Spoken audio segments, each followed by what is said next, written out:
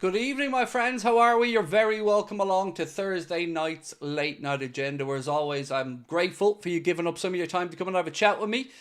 Tonight is more of, I guess, a town hall. Think of it that way, where we're going to come together and try to figure it all out. Now, I've already been reading the chat, and some people feel like they have figured it out, and we'll talk about that as well. But there is a huge disparity between the numbers here, and it isn't as simple as just, sorry, my wife was trying to ring me there for some reason. Bear with me. I'm going to have to try and ring her back. So 1 second.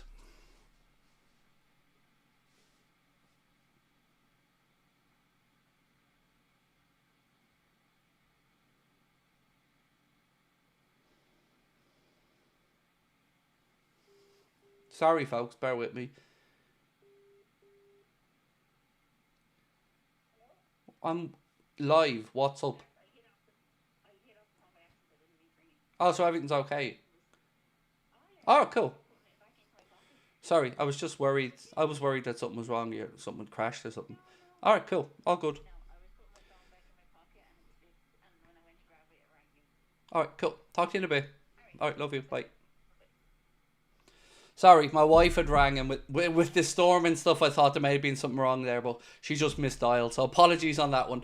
Right, so as I mentioned, a lot of us confused with what's gone on with the numbers, and it isn't simply explained away by saying Mohamed Salah's wages went up 6 million, like Rappel Group there seems to think. It's nowhere near that simplistic. And the truth is, there are numbers in this that nobody is able to understand. And I'm not on here trying to do a gotcha moment for FSG or anybody. Genuinely, right now, a lot of people, even football, finance, I don't want to say experts, but people who have a far greater understanding of it than me, are confused by a lot of the numbers today. So we're going to just figure out what that means. We're going to talk a little bit about Ray and Cherky as well, and see if Liverpool are really in for him. There's been a couple more bits of information coming out today around that one. So let's, I guess, go back then to the start of the day and see where we're at with all of this, because lots of numbers thrown around today. Some of them Champions League revenue so far this season. Some of them net spends over the last 9 years. Some of it, the accounts that came out today from the club that show record revenues, but despite record revenues, there seems to be a bit of a financial problem at Liverpool. And I don't know if it's because they left so many contracts that they need to try and figure out, and maybe they don't feel they have the wiggle room. I'm in here tonight to try and understand, to be honest, not to belittle anybody, not to have a go at anybody, not to try and take cheap shots. Genuinely want to try and understand, and I'm open to a conversation. So if we can start off on that point tonight, I hope that we'll all get along just fine. So look, let's start off with I guess the numbers that came out today in the Deloitte Money League. Let's start off with that point, where it was put out today that Liverpool are now 8th with the highest turnover of revenue, and this is in euro, by the way. Let me point that out before we get going. So Real Madrid topped the current Deloitte Money League, having a turnover of just over €1 billion. Manchester City, not surprisingly, come up next with 837. They've had a lot of success on the pitch in recent years, and that of course translates into financial benefit as well. Paris Saint-Germain came in with €805 million. Manchester United still high up that with €770 million of turnover. Bayern Munich 765, FC Barcelona 760, Arsenal 716, and then come Liverpool on €714.7 million of turnover. So I'm trying to figure out where we're all at and why we seem to be struggling, where the wage bill is the confusing one for me, and it's been confusing for quite a while. Nabakuza, if you don't agree with something, you're going to have to explain it a little bit better, my friend, and explain what you don't agree with and what you're confused about, and then we can have that conversation. Because for me to just pick a sentence and go, I don't agree with this, I don't know what you're not agreeing with, mate. So a little bit of clarity on that if you can. So the wage bill, right? This is the very confusing part for so many of us. The wage bill stands at about 300 and something million quid, but the players' wages is only about 120 to 140 million. So it's very difficult to comprehend quite how the rest of the wages are so high. Now, it does include, of course, all the staff at Liverpool Football Club, coaches, directors, everybody. But if the playing staff, which is the bulk of where we think the money goes, is down at about 120, 140, and other wages are bringing it up over 300 million, it is confusing to try and figure it out. Because the wage bill has been something that's been spoken about for years as something that Liverpool have struggled with, and a reason why maybe we haven't been as active in markets as we would have liked as fans at time.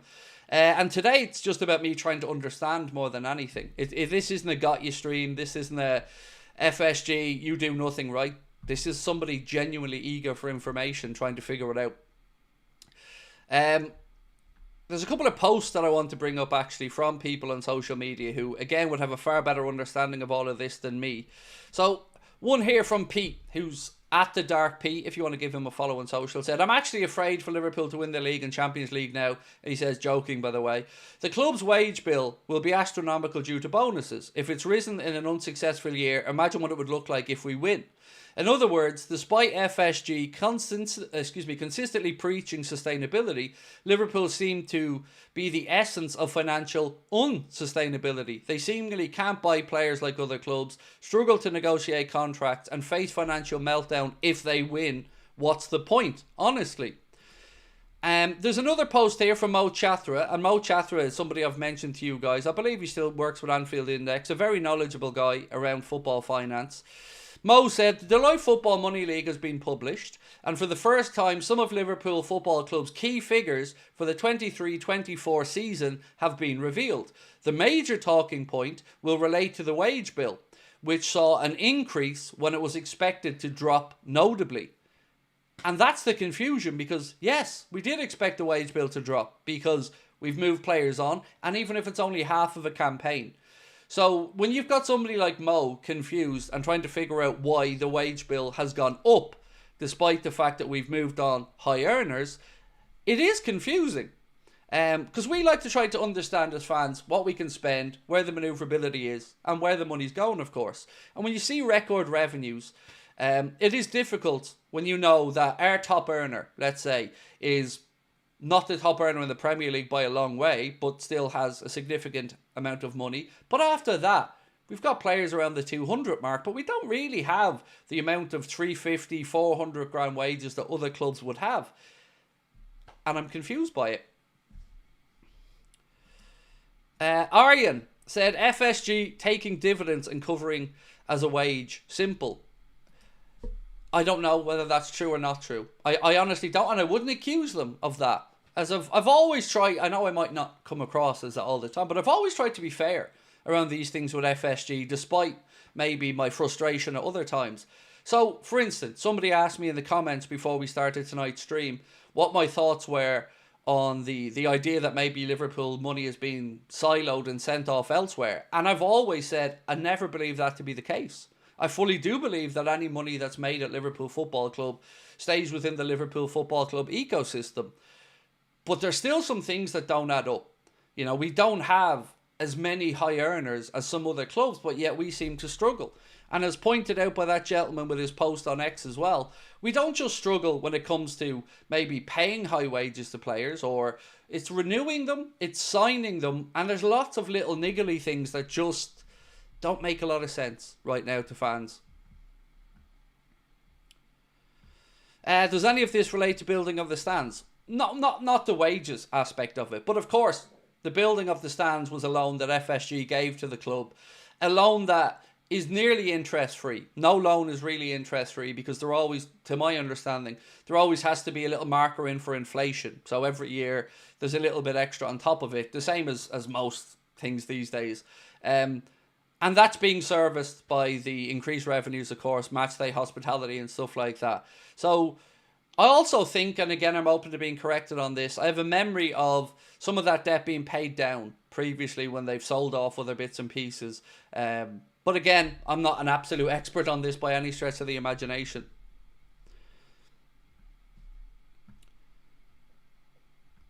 Ainsley said, Liverpool's been run by owners with political aspirations, have no ambition to invest in the team and grow the team.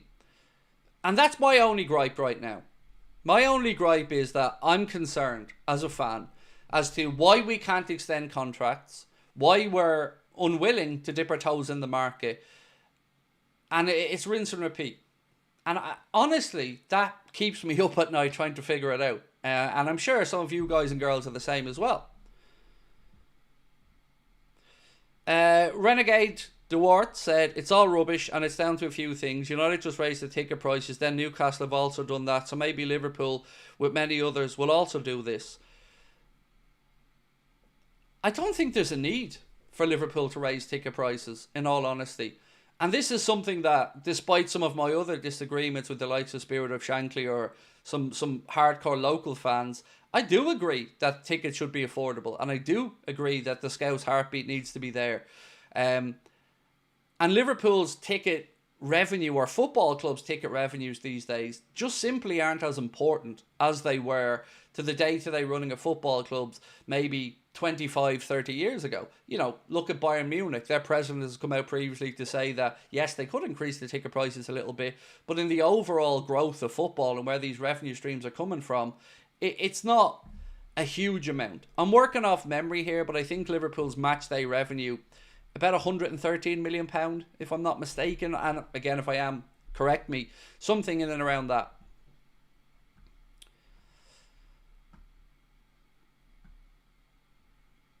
I cannot believe for my life how we just sat and watched Marmoush go to City. It's driving me mad, Craig, said Pasky. Look, I'm disappointed by it because I'm a fan of the player. And obviously if he goes to Manchester City, he's instantly the enemy.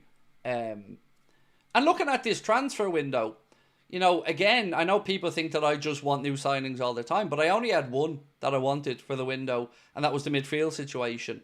And there is still time for the window to be activated or for something to happen. For instance, we're going to talk about Ryan Cherky in a little while. And he's a name that is constantly being linked in around Liverpool. Now, if you're looking for some positivity, the Champions League money has been revealed so far this season from the league format, and it won't surprise you that Liverpool top that table because, of course, you know, we've been perfect in the Champions League. Television revenues help this as well, but in total revenue so far for Liverpool from this season's Champions League, we've made €98.7 million. Barcelona next on that list with €87.4 million.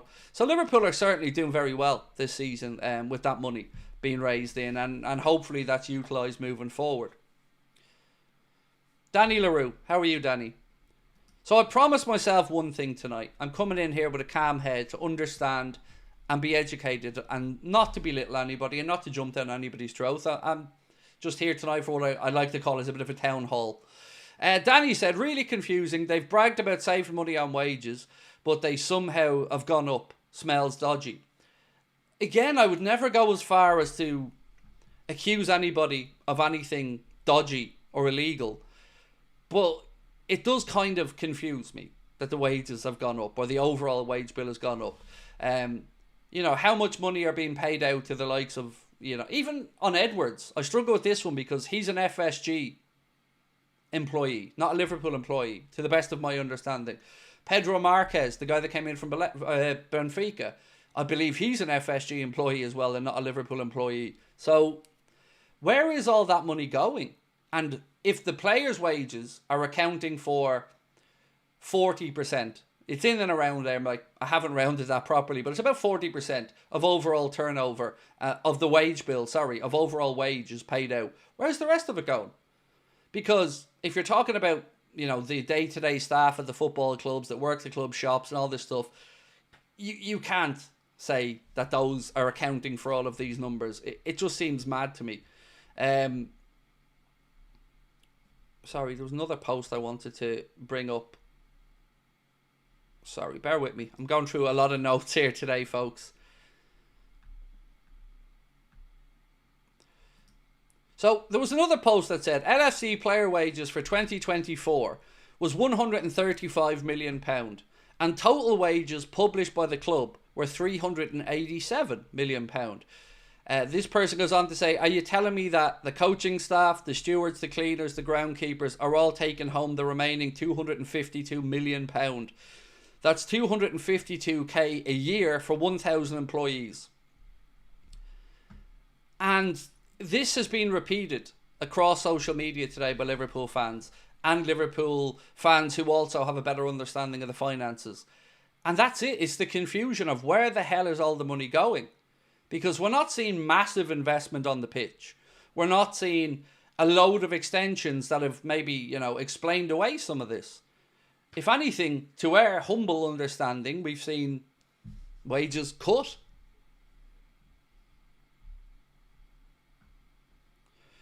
George said, stay safe to all in Ireland. And yes, I absolutely echo your sentiment there, George. I think everyone's a little bit on edge at the moment here in Ireland with the storm coming in. And I'd echo your sentiment of everyone staying safe, mate. Yes. Shane, Craig, hope you're well. Stay safe tomorrow. Thank you, bro. And the same with you. I've got all my family here, mate, under the roof. And they ain't going anywhere. So they're all here with us and safe. And that's made me feel a bit calmer about it all, Shane. But same to you and your family, bro.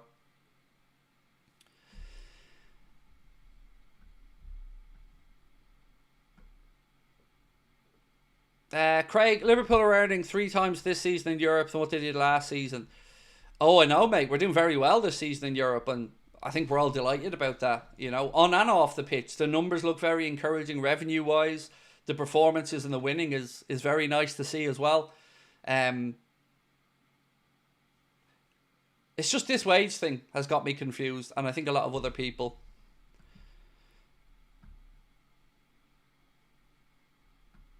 We were linked to Marmouche. Oh, I know, Jan. We've been linked to a lot of people, but not much. So let's push aside maybe our differences on whether we need signings at the minute. If that's okay, just for a conversation. So let's push aside the signing side of this transfer window and let's just focus on the contract extensions.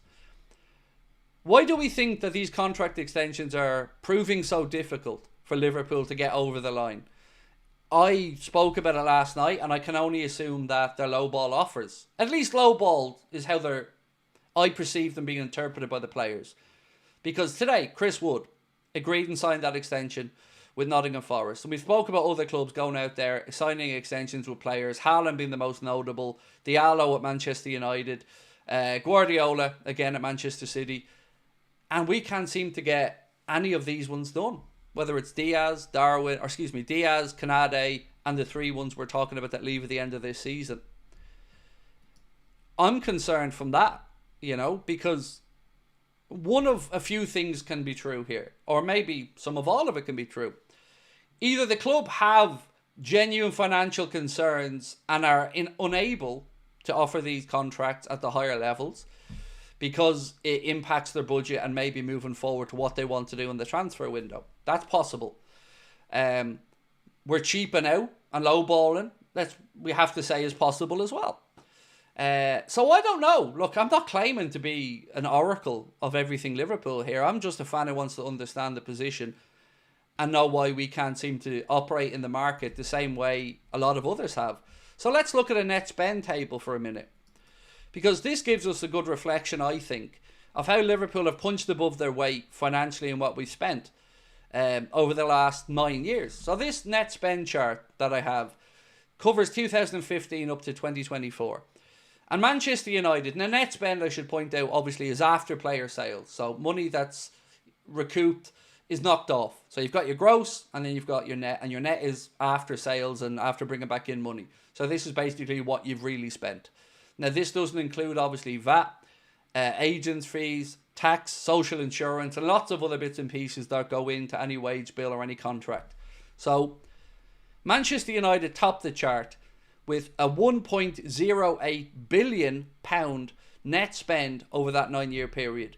Chelsea, 1.07, just behind Manchester United. Paris Saint-Germain, £825 million over that 9-year period. Arsenal, £661 million. Spurs, 591. City, 585. AC Milan, 527. Newcastle, 521. Barcelona, 500 million. Al Hilal, 462 million. West Ham United, 456 million. Aston Villa, 433 million. Bournemouth, 318 million. Liverpool, £304 million has been our net spend on transfers with the basic numbers over that same 9-year period. So to put that into context, Liverpool have only spent 3 million quid more than Crystal Palace. They've spent less than Bournemouth, Villa, West Ham, Al Hilal, Barcelona, Newcastle, AC Milan, Manchester City, Spurs, Arsenal, PSG, Chelsea and United. So you can look at that in a couple of ways. You can say that Liverpool have done very well on the selling side of it, because this is a factor of a net spend as well. The more you bring in, the better your sales, the lower the net spend figure looks. But again, you think if it's a net spend figure, you have the ability to go out there and spend some more. And seeing Liverpool ranking 17th when we're one of the most profitable or one of the most cash generating clubs now in world football, it doesn't feel like we're punching at our weight. It feels like we've overachieved somewhat for the money that's been spent. So my brain, as a fan, thinks, wow, so we've done some good stuff and won some trophies with a really modest net spend, which works out to about, I think, 35, 40 million quid a year over 9 years, which is not much for net spend on transfers. So I think, what could we do with more? You know, what could we do if we were punching up there with even the Spurs of this world spending nearly twice what we have net on players? It just makes the frustration greater for me as a fan, because most of us will agree we've been pretty good in the transfer market when we have pulled the trigger. So why not do it more? You know, it's confusing. Another post. In the last 2 years, we've had Mane, 150k, Firmino, 150k, Oxlade-Chamberlain, 140k, Hendo, 140k, Thiago, 200k, Matip, 100k, Milner, 110k, Fabinho, 140k, Klopp, 280k, plus, obviously, Adrian San Miguel, all gone off the wage bill. Now, of course, we've brought some players in during that time as well, and we need to talk about that. But these players coming in aren't coming in on the top end of this money. So we know Luis Diaz came in on relatively low money. Darwin probably cancels out maybe the Hendo, let's say. So it doesn't make sense to us, because we were being told a lot that we cleaned a lot of money off the wage bill. And I think most of us assumed that some of that saving would be eaten up in the contract extensions that were going to be coming or offered to Trent, to Virgil and to Mo. And then maybe to Canade and Diaz after that. Just doesn't, none of this seems to make sense to us. Now, so this is where I'm going to ask my friend who was in the chat earlier on. Where are you, sir? Sorry, I'm scrolling back up, bro. I'm trying to find you. Rappel Group. Would love to know your explanation of that, because I grant you that maybe it does take in some of the time period you've spoken about with the Salah wage increase from the last round, but it still doesn't really explain it. And I've always wondered, and you can go back over years on this channel, I've always questioned the wage bill, because it's something that's never made sense to me. And it's never been explained well enough. And I don't think it's not been explained well enough to just me, to many. Damon said, Craig, sounds like typical FSG PR BS. Why can't they spend and won't spend in another window? Yes, 100% agree with you on that. You know, I've been of the mindset that they can do more, but have chosen not to do more for a long time. I'm of the mindset that they aren't doing everything to win at this club. And that's only increased as they've looked around and added in the likes of the Pittsburgh Penguins, and they're looking for maybe an NBA franchise down the line, and they've invested more money in golf. I just don't want the focus to come off us, because we should be the jewel in the crown of FSG. And it feels to me like we're not doing everything we can to be successful, and that the owners are getting away with it. And this is a divisive subject. I get it. There will be some people that very much disagree with everything that I say, and that's fine. But explain why we're wrong, because I am open to being educated on this stuff. But it's not just me or you. Many people who are far better graced with this are confused by it, and I'm tired, quite frankly. I'm tired with battling with everybody and you know, feeling like we have to fight our corner because they can spend more money. You know, to see a net spend of about 300 and something million quid over 9 years versus $1 billion from Chelsea and United and other clubs. And nobody wants us to be spending money frivolously that we haven't got. Nobody wants us to be a Chelsea or a Man City. But God, you're telling me we can't compete with Spurs in the market, West Ham? We can't spend more money than those clubs when we've been in Europe consistently, whether mostly in Klopp's time in the Champions League.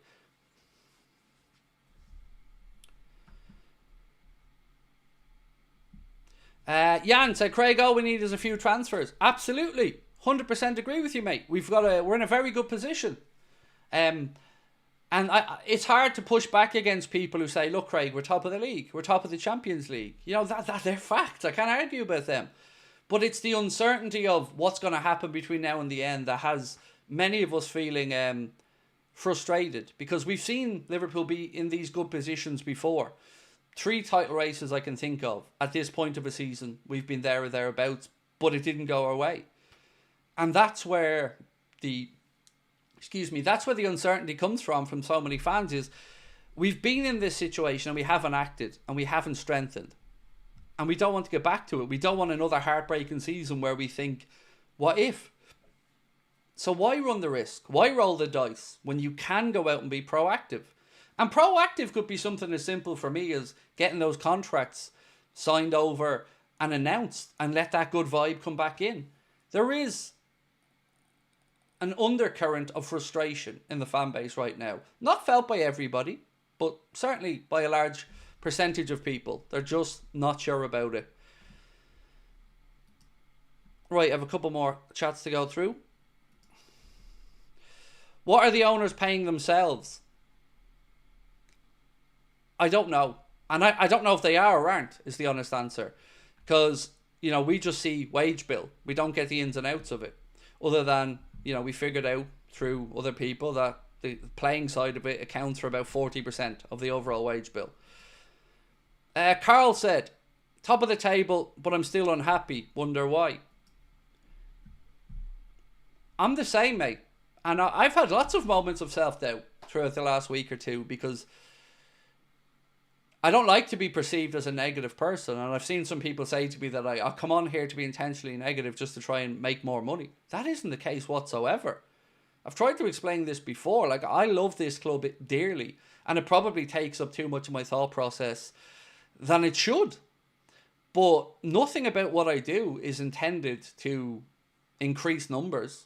No more so than anybody else who's making content wants to obviously increase their numbers. This is how I feel. From the heart, 100%. And I've doubted myself a lot over the last week or two because, you know, a lot of angry people in the fan base. Some people angry along with me. Some people angry at the likes of me. And I understand that as well. But what I've never understood is if you don't agree with us, don't just come in to belittle. Explain or stay away. Because right now, there's no reason that we should feel as we do other than fear. And we are scared because we don't want scared. We're scared. We don't want this to happen again. Aaron said FSG could be constructing a dynasty, but they're happy being competitive. So look, I'm going to start off with tonight's first poll, and I'm going to just ask a simple one tonight.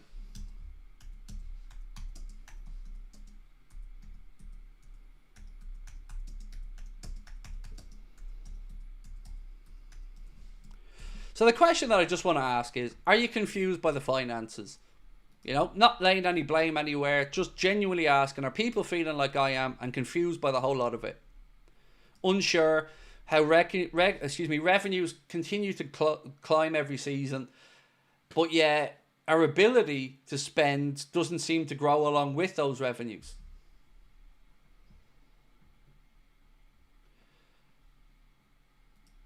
David. We need 1 or 2 signings to push us on to win the Premier League and Champions League. Well, I think we need 1 or 2 signings to give us the best chance to do that, mate. You know, when you hear the phrase holding their nerve, I hear that as taking unnecessary risks. Because who knows how this season pans out. But now we have a window and an opportunity to mitigate some of the risk factor that we may have. And whilst I understand, and I've always understood, that maybe all the targets aren't available. Maybe some clubs won't do business in January. But other clubs find ways. And other clubs are able to go out and do it. So how is it that none of the positions are willing or able to be filled. None of the contracts are able to be extended. That can't just be an accident or a coincidence. It just can't be. Keith said, FSG should just leave, bro. Stephen Landry said, enjoy this season, fans, because year by year we're going to be stripped of our team's assets. Not competitive, opportunistic, said Andrew. LFC Robbo26 said, I see articles regarding Richard Hughes. If you look at his time at Bournemouth, he delivered at a smaller club.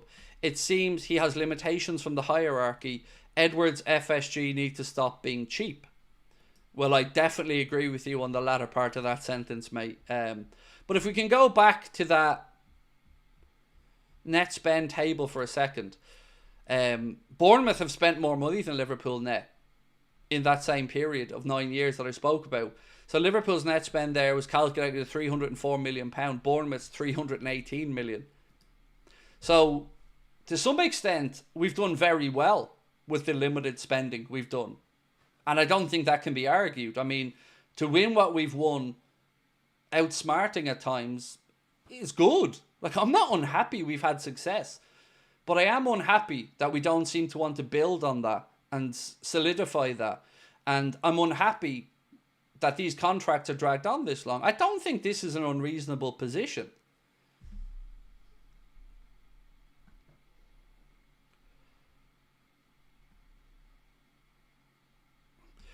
Stephen Davis said, bought tickets for my first Liverpool game on the 6th of February. Why is it so expensive? Just because you're coming from outside the city trying to get tickets is a pain. Look, it's difficult, man, for everybody. Locals, non-locals, you know, it's very difficult to get tickets these days. And like anything else, the more successful you are as a club, the more demand increases and the more difficult this becomes. But it's really tough, you're right. And the only way I could buy a ticket was to go directly to the club at the time and pay for a hospitality ticket, which was £390 per ticket. That was the only avenue I had because, you know, I don't have a season ticket or the ability to just go and get one or two every now and again. You might get lucky in the ballots when you're going in to try and get the tickets that are left over. But, you know, it's difficult to plan to go to any game. Andrew said, if they're moaning about the wage bill and unable to spend like other top clubs in the league, then FSG need to sell up and stop wasting everybody's time. I'd like to rephrase that a little bit. Again, to try and play devil's advocate somewhat here. I would say that if FSG feel that they've gone as far as they can, why not sell up? You know, if they feel like maybe this is the level that they can go at, okay, maybe it is time for them to move and somebody else to step in. Jack, apologies I initially didn't bring up that super chat, sir. FSG won't spend and renew so they can sell and get the most money. We haven't even sold well to some extent, though. You know, we've let a lot of players walk out the door for minimum or no fees in the last 3-4 years as well. Carl said, can we sign a player that I don't have to Google to find out who it is? I mean, I think we knew who Chiesa was, to be fair. Mamardashvili, you know, fair enough. Maybe a lot of people didn't know who Georgie was, but very good goalkeeper. I just don't understand the need to take these risks unnecessarily in the market when there are options to go out there and spend.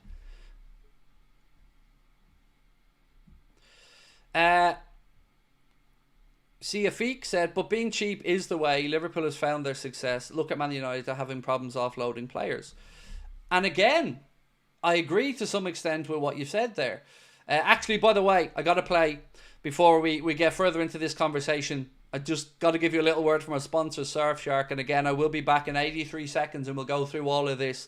But bear with me for 1 second as we do pay the bills here. So I will see you in 83 seconds. This video is sponsored by Surfshark, the best VPN on the market. Surfshark is an app or browser extension that allows you to change your location to access websites in other countries and keep you safe and secure from hackers. Using Surfshark, we here in Ireland can access other countries' Netflix libraries or other streaming platforms like DAZN in Spain for all those important Premier League games.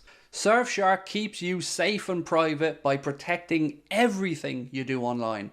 Everything. When your device connects to the internet, all that information is, in a way, blurred out. Surfshark is particularly useful for keeping you safe from being hacked if you use public Wi-Fi. Let's say you're in a cafe, you're at college, you're out and about, they've got you covered. Surfshark allows you to use one subscription on unlimited devices, meaning you can share your account with friends or family or that neighbour who's a little bit cheap. On top of all of this, Surfshark offers a 30-day money-back guarantee. You can also upgrade to Surfshark One, which includes the VPN, an alert system for breaches related to your data, such as emails and credit cards, and an antivirus software for your desktop. Our sign-up offer gives you Surfshark VPN for a little over €2 a month. Simply scan the QR code on. Thank you, my friends, and thank you to our sponsor Surfshark as well. Appreciate your patience, folks. Right, to get back to that gentleman's comment a second ago. So I do agree with you, mate. Right, we have had some success, as you've rightly said, with the way that we operate and the restraints. But my point would be, imagine how much more we could have had.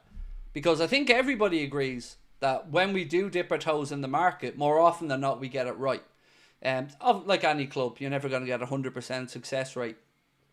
But it's hurt many times seeing us being in these positions where halfway through a season we're neck and neck. Maybe us Man City, Arsenal. And then fatigue kicks in because of the same players being played all the time. And we fall away. And that's where this fear is right now. You know, and again, I think fans have been very understanding of the summer market because a lot of people, and even me, said, all right, maybe Hughes needs to get his feet under the table. Maybe Arna needs to assess the squad and see who he can rely upon. But that period has gone by, and the good grace that was given in that window, you can't go through an entire season and not really make a first team signing and make a profit and think fans are going to be happy about it as the price of everything else around them increases. It's just madness, in my opinion.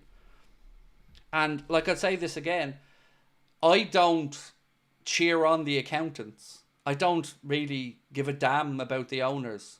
My concern is the manager, the playing staff and the fans. And I don't think that they're being on the level with us about a lot of this stuff.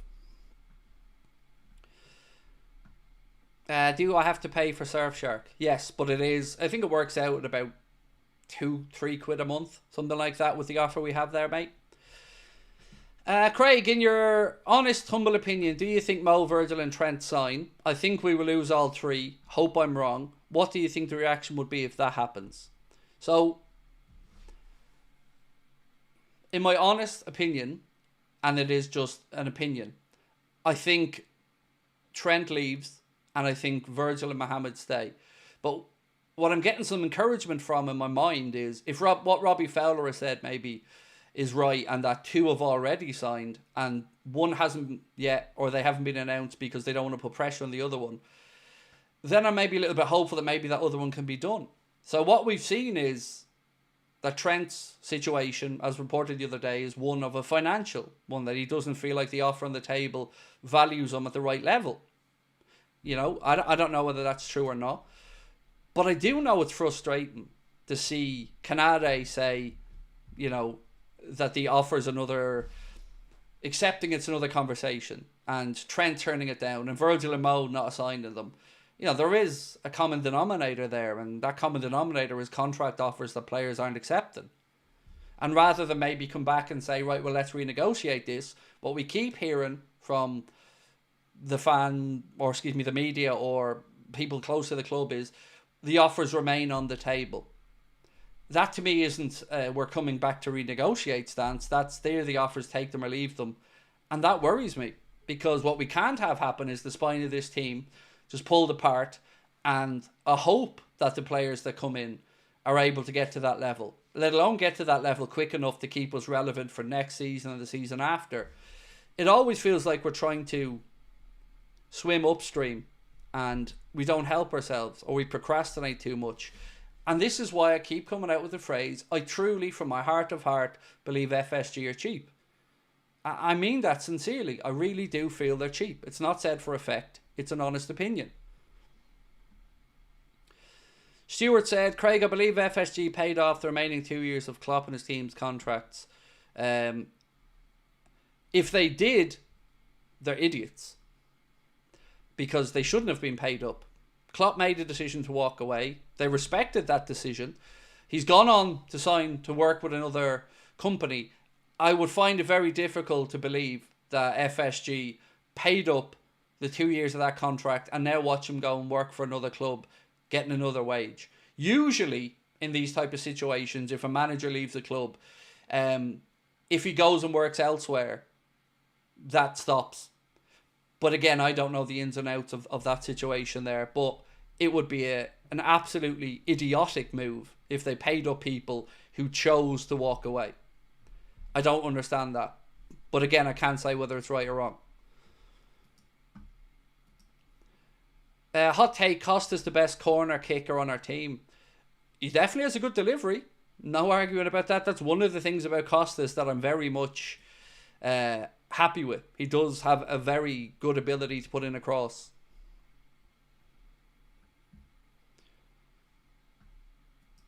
Jordan Hunnable said, I've actually given up. It's so sad. I just get too angry otherwise. I've felt that way at times, Jordan. And as I said, I've had a lot of self-doubt creep in over the last few weeks because of the constant, pushback and undermining of my opinions. But I feel like I'm going to stand my ground and I'm not going to give up and I'm going to continue to speak out because I don't think that there are enough dissenting voices. And this is where I just want to clarify. I don't want to be a dissenting voice just because there are no dissenting voices. I want to be a dissenting voice because I sincerely have heartfelt beliefs that we're being taken for clowns by these owners and that many other people are benefiting from saying nothing. And I don't want to say nothing because I'm not happy. And I know that many of you guys feel the same. So the question I asked at the start of the stream, and it's still up there if you do want to vote on it, is, are you confused by the finances? Because, today with all those numbers coming out, lots of people confused by it.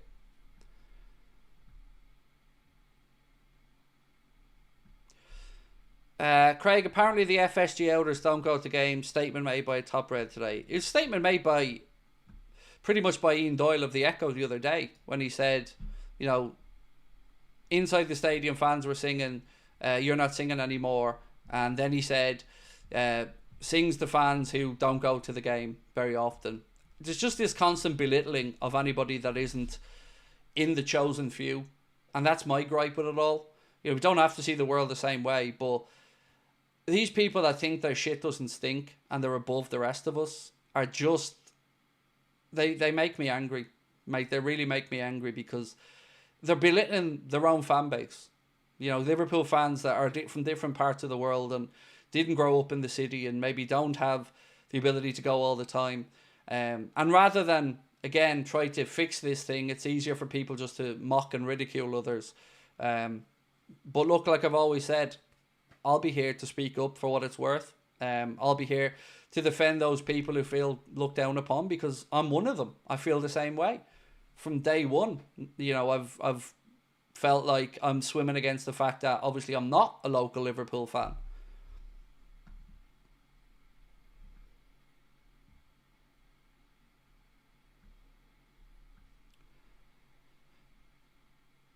David said FSG said they would underpromise and overdeliver. Yeah, that's a phrase, mate, that I've spoken about many times as well. I've not seen much of the over-delivering part. Benny Ray LFC said, makes 0 sense. I bet they've given themselves massive bonuses. Forest in for Cunha and Visa. That's showing intent, said D. Yes, I know, mate. And that's what I mean. Like, there are players there. And it's a conscious decision for us to constantly not sign them.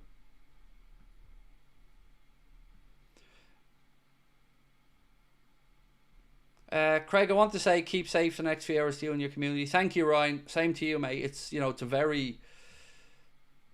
worrying time at the minute in Ireland here with the weather warnings and the storm coming in. We don't know what to expect. So yes, everybody absolutely keep safe out there.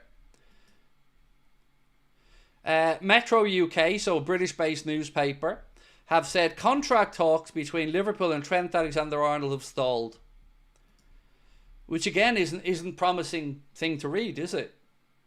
Because nobody can tell us that this isn't getting into players' heads and it isn't becoming a bone of frustration when you've got all the players turning down the contract offers. You know, it's not like we can't even sit here and say, oh, it's just Trent being greedy or Virgil being greedy or Mo being greedy. All of them are rejecting them. There has to be a reason for that.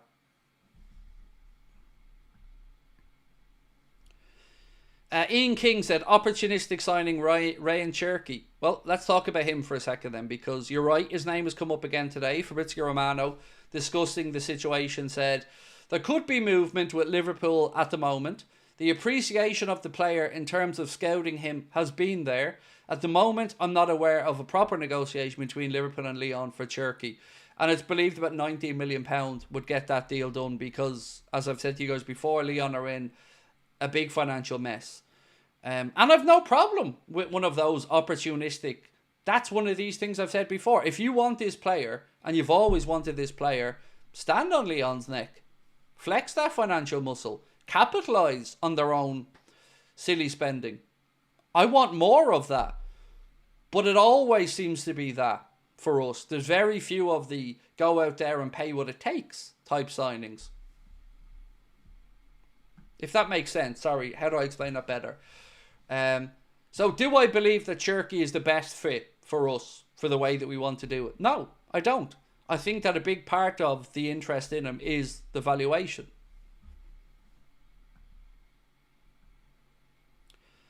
Luke said Anfield Watch reckon PSG are going all in for Ibu. Yeah, I've heard that multiple times as well. And again, my hope there is that, you know, Ibu really does love the club and is happy here, and I think is a future captain in my eyes. So we would be absolute lunatics to let him go. And again, we're encouraging instability at our own club by inviting these guys in to destabilise by not getting the contract sorted out. You know, same thing that's happened with Trent is like happening now with Ibu, only we're at the earlier stage of it, and same thing that happened with Mo and Virgil. And the common denominator are the owners and the offers.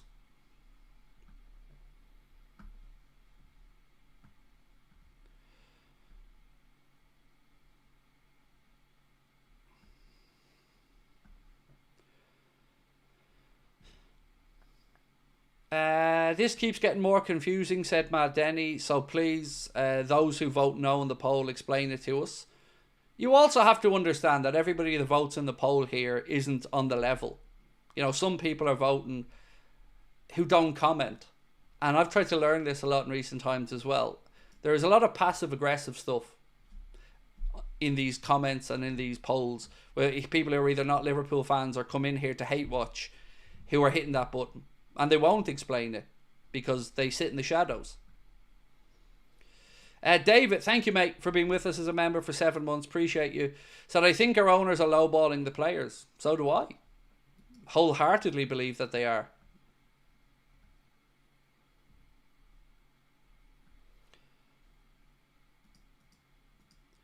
We're nearly at 1,000 votes. We'll end it once we get to the 1,000 votes. 60 votes away. So if you haven't voted, please do.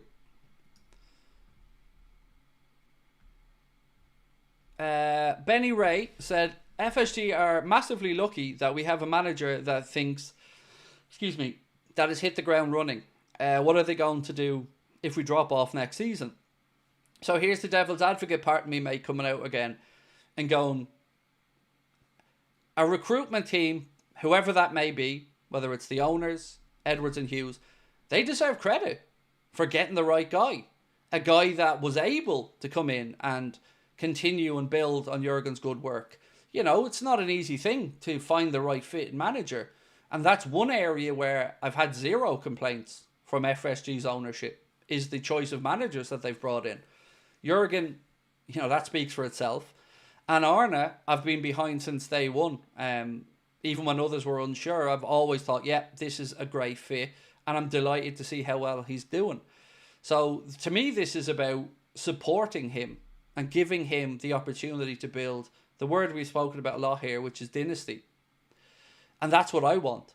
I don't want this to be one season where Liverpool win a season because City have fallen away and Arsenal just are incapable of winning the league title. I want it to be next year, us starting the season, and everybody to think, yes, Liverpool are the favourites to win that league title. But it won't be. At the start of next season, it will be City are favourites, Arsenal are there, because we won't have struck the fear of God into them all. Because rather than building on our success, we seem to just sit still. That's not good enough for me. And it shouldn't be for anybody else. Agim said, hi Craig, Salah, Van Dijk, Trent not signed, Canada and Diaz not happy with the new deals, Nunez on the way out, Harvey on offer, Jota injury prone, Chimikas will go too, all the chaos and we're still top. So imagine what we could do with a bit more investment. And actually on Harvey Elliott, I'm glad you brought him up. Where's this one? So this came in earlier on. That came from Joseph Agbobli, who I think works for one of the aggregator accounts. Said Liverpool contract talks with Harvey Elliott amid interest from Brighton and Dortmund. The 21-year-old is out of contract in June 2027. After penning an extension in August 2022, he's featured for just 53 minutes in the Premier League this season.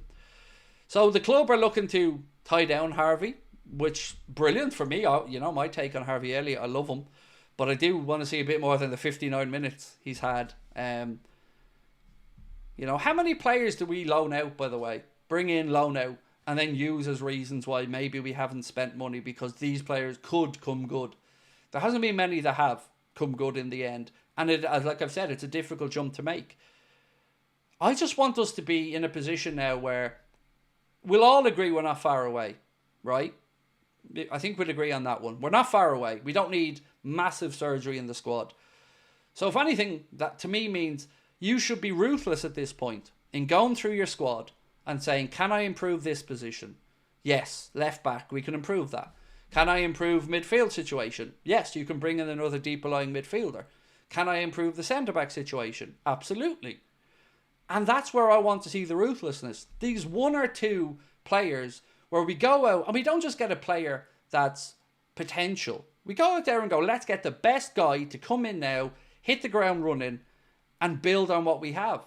And make sure we have an absolutely top-notch squad where there's no worry if we have a player who's injured or two. Look, everybody would struggle with a load of injuries, of course, but, you know, remember that time where Jarell Quansah was ill and we were wondering, was he injured? And we're thinking, God, we've only got two senior centre-backs now because Joe Gomez was injured.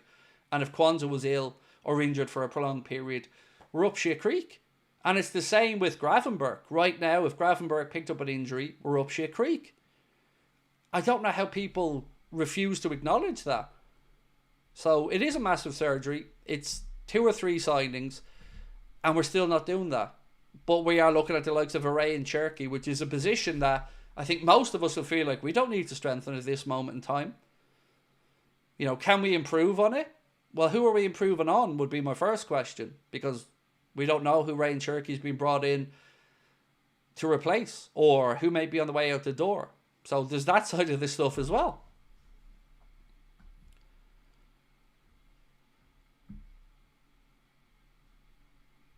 C6 Steve, I love the name. Please tell me to play on C6 Steve. And welcome to Anfield Agenda Ultras, bro. Appreciate you.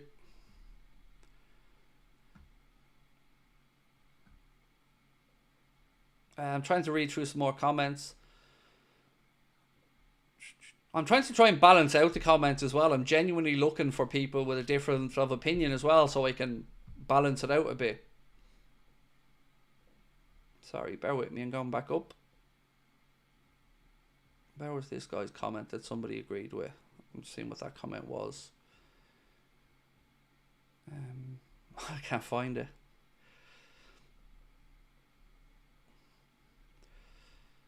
Craig, are we as fans tied to FSG's ownership?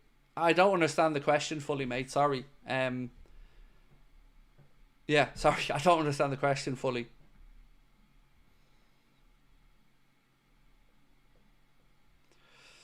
Craig, Ahmad Carl said, if you vote one way in a poll, you're not a Liverpool fan.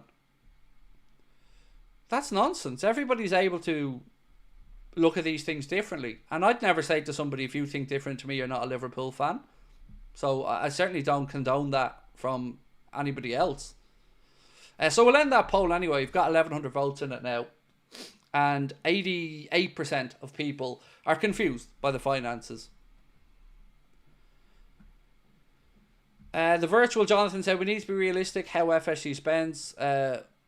We will have to sell Salah or VVD in order to spend again. We're not only got players before because of selling Coutinho.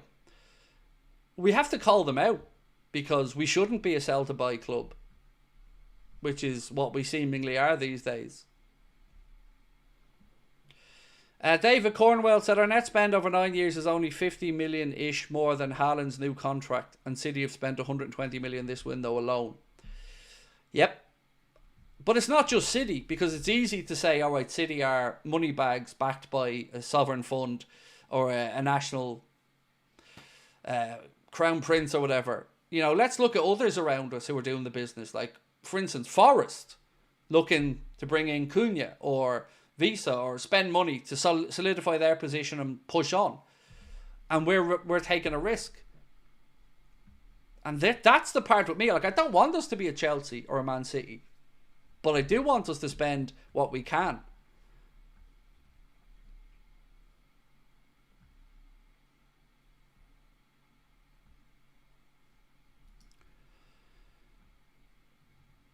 Right.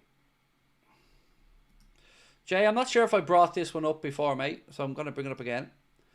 FSG run the club as if we're a struggling small club. They do, in my eyes anyway. Martin Pickering said, do you think FSG will make a public statement? No, but I'd welcome one. But I'm not expecting one now. They don't seem to... They don't seem to do these type of things very often, to be fair.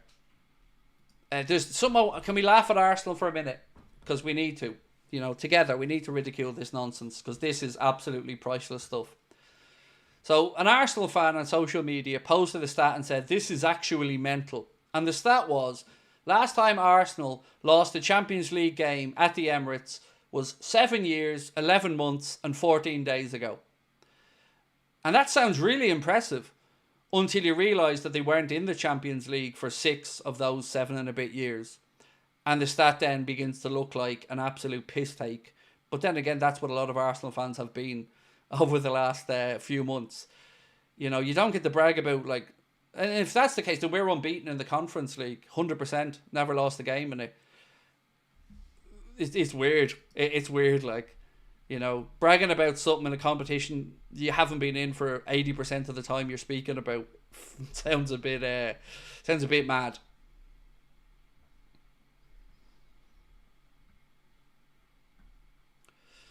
A naturalist said FSG is a private company, so they won't bother to make any statements. So they are a private company, but they are still answerable to supporters. It's just a matter of pressure. So let me say this. I think in Ireland and in the UK, there's nowhere near enough accountability towards the owners of football clubs compared to over in the States, where journalists are far more critical and are far more strong-willed to call out this stuff. You know, and I'd love to see a bit more of that here, because these people should be held to a high standard because they're custodians of a football club. And if you leave billionaires and football financiers to it, they're going to look after their own bottom line interests. That's what they're in this for. They didn't come in to buy Liverpool Football Club out of a love for the city and the club. They came in to buy it because there was a load of dough to be made. And they're going to look after their own interests and their own bottom line. And this is what I don't understand when people cheer them on. I don't care about them making more money. I care about the players and the manager on the pitch. And I care about feeling like we've done everything we can to give them the best chance at success. And no fibre of me whatsoever believes that not extending these contracts, not bringing in a player, not extending another 2 contracts, none of this to me paints a picture of stability and a desire to win. None of it. It's cheapness. And I would say there's a big chunk of me that thinks Edwards would love to move on the likes of a Salah off the wage book, because we know his thoughts on players in their 30s. We've been told many times that they don't like to give out these contracts to players who get over a certain age. But I don't think anybody believes that they'll do what's right to replace them if they do go, because replace them is almost an impossibility before you get into the fact that FSG are cheap.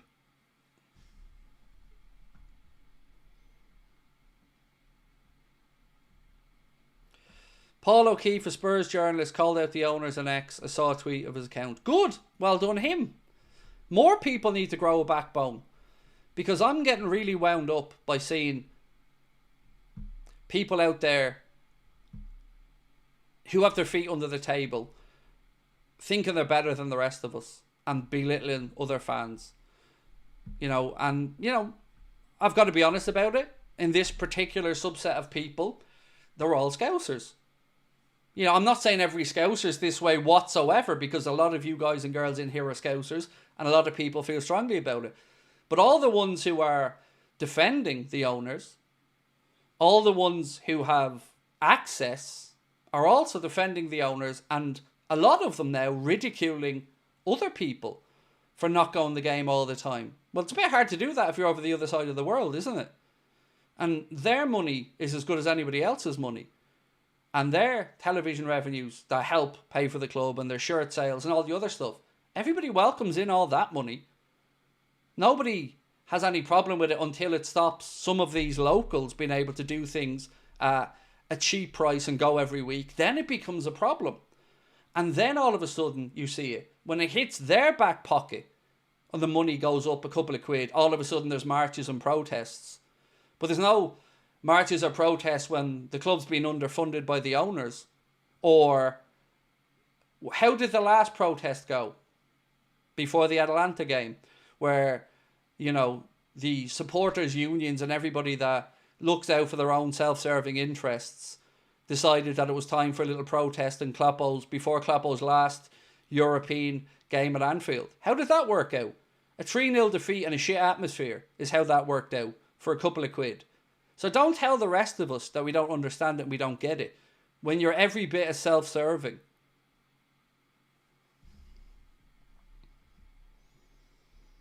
And by the way, do people agree on that?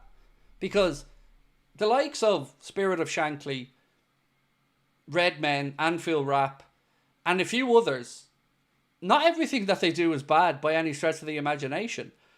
But let's be adult about it and realise that they aren't going to criticise because they know that criticism means bye-bye access. But like I've said for a long time, that's not a healthy position.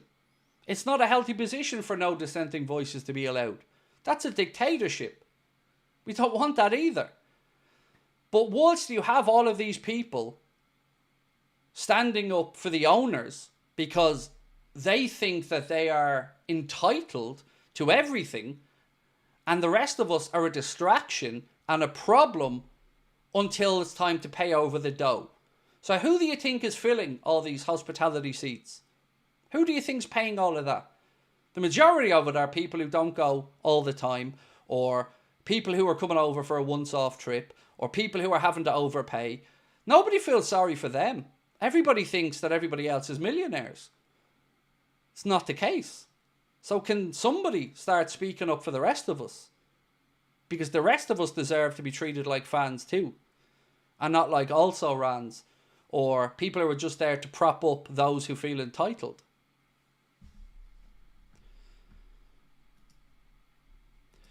Alfie, 3 players to replace Salah, Trent and VVD. There aren't 3. I can't think of any.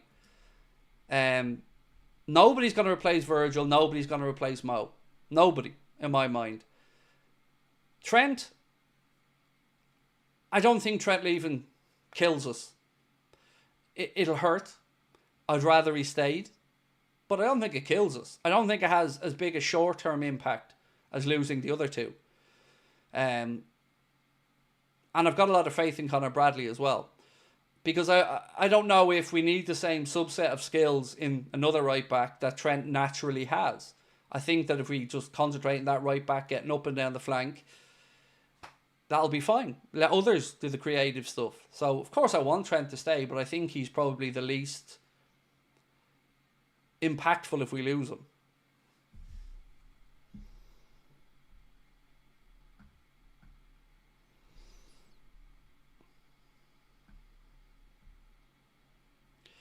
Stewart said, it's not necessarily sacked. I've left corporate job with a payoff. I didn't say he was sacked. I said he walked away. So, and look, I'm not saying what FSG did or didn't do. I'm just saying to you, if somebody comes to me and said, I want to quit because X and Y, and I'd say fair enough. You know, they let Klopp break that contract out of respect for him and his belief. That's absolutely fine. But I think the idea of paying somebody for 2 years or for the remainder of a contract that they chose to walk away from is absolute madness, especially when he's walked into another job. But again, I don't know the position of how that went. I'm just saying what I would do would be very different, because they had to then go find another manager. They had to then go and suffer the contract situation that we have now, because I've no doubt in my mind that Trent would have stayed if Klopp was here. I feel this wouldn't be an issue.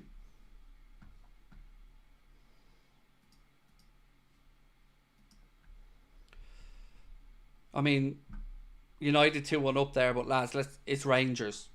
They're beating Rangers.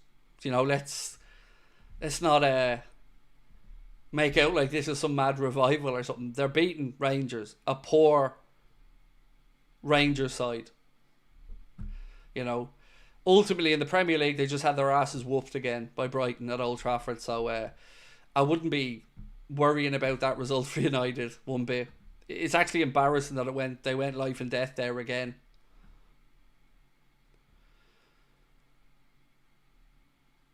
Paul Hudson. Thank you, Paul. This means so much to me, bro. I wish I could, as I said, pin this comment to my forehead.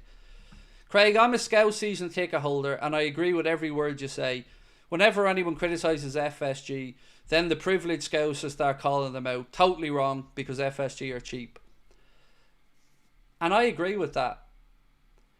I do, mate. And I don't class all Liverpool people that way by any stretch. Because most of the people that I've met that are Scouts and I've spoken to about this situation do think the owners are cheap. So I'm very heartened by you saying that you're a Scout season ticket holder and you agree with me, mate, because I don't think these people represent the whole fan bases. They represent the privileged few, as you pointed out, and look after their interests. I don't think they speak from the heart. I don't. I really, really, really don't.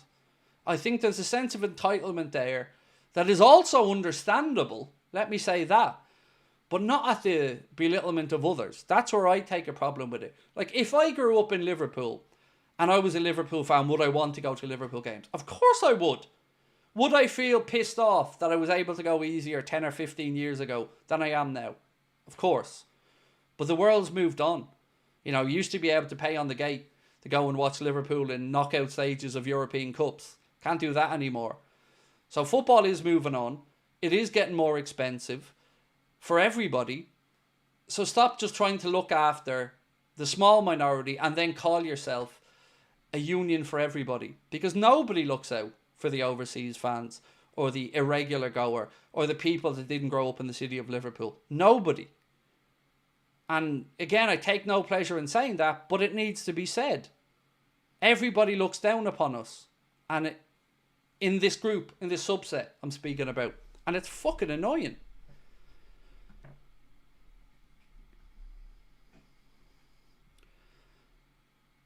FSG bought the club for 400 million. It's now worth 6 billion. Not quite right. They bought it for 300 million and it's now worth about 5.3. But either way, a very, very, very, very, very, very, very healthy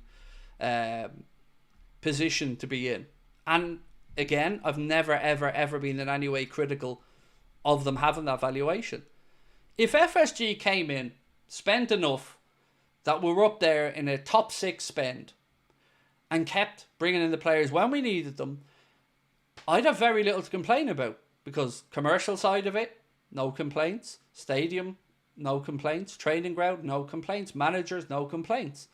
My one grasp or problem has always been the finances and the Super League. But even with that, we can't go back in time and change the Super League. What's happened. And you move on from it. But I don't for one second think that FSG look to serve anybody but themselves. I don't think they have the best interest of the club at heart. I don't think they give a damn about the Liverpool way that all these entitled people speak about. Don't think they give a damn about that, because where was the Liverpool way when they were selling your asses for the Super League? So this sense of entitlement is a weird one. And I wish it would stop, because it's very much not the Scousers that I know and see. Craig, the big point I've been pushing is the lack of faith I have in the club to replace Mo, Virgil and Trent, and have to buy the centre-back, left-back and defensive midfielder and attacker we need already. 100% agreement from me, Nexus mate. 100%.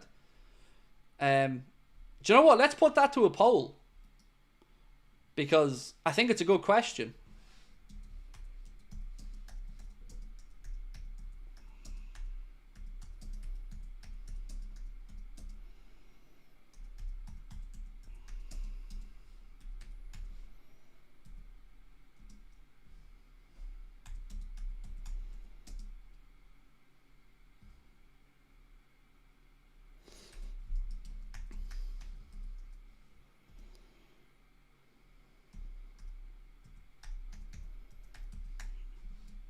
So, this question that I've asked is, do you trust the club to replace VVD, Salah and Trent properly if it comes to that? So, do you trust the club to replace those 3 players properly if they leave the club?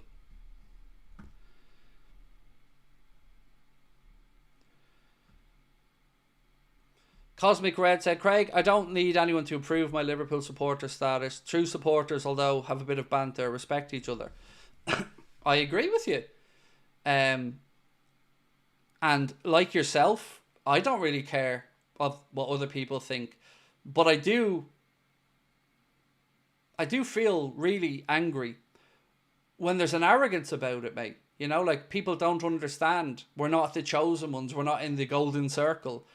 You know, I've supported Liverpool for 35 years now. I've been over to the city more times than I can remember. I've learned as much about the history, traditions, the immigration, and everything about the city and its people that I can. And I like to think I've got a fair grasp of these things. And I understand some of the perspective and points being made about the old ways, about how Liverpool sing about themselves and not other clubs. But that's just not true either. As I said, I've been on the cop hearing them singing about John Terry's ma. I've been on the cop and heard them singing many of other things. So, you know, everything's great. Come along, buy tickets to all of our shows, sing all of our songs, come into our city, stay in the hotels.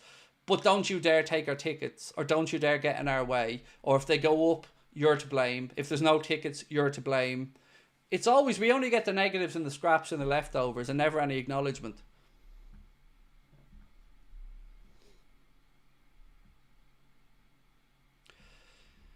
Aaron said, I'm not sure I would trust any club to replace that much talent. Well, that's kind of an irrelevant point, because the club have put themselves in this position where we either sort the contracts or we have to replace them. So the question has to be the one it is, I'm afraid, mate, as we sit here. Adrian, appreciate you, mate. Watching Craig go and got a pizza on the way. Nice. Enjoy it. Enjoy it, mate. Rusba, how are you, my friend? Said, I find it extremely strange that Zubamendi rejected joining us, yet he'd be willing to join Arsenal. What's in it for him? Why not us? So all I can say to this is, all we know is that he wasn't willing to come in the summer. Last summer gone. And obviously a bit of pressure got put on him, you know, and the heartstrings were pulled on a little bit. And he decided what was best for him and his family at that moment was to stay over in Sociedad. And I'm also open to the fact that that opinion could have changed over the last few months. But like yourself, the part that confuses me there is, one, why Arsenal over us? And also, if we haven't gone back in from, why? You know, why? Because we still need that player. And if he's willing to make a move now or in the summer, then act on that.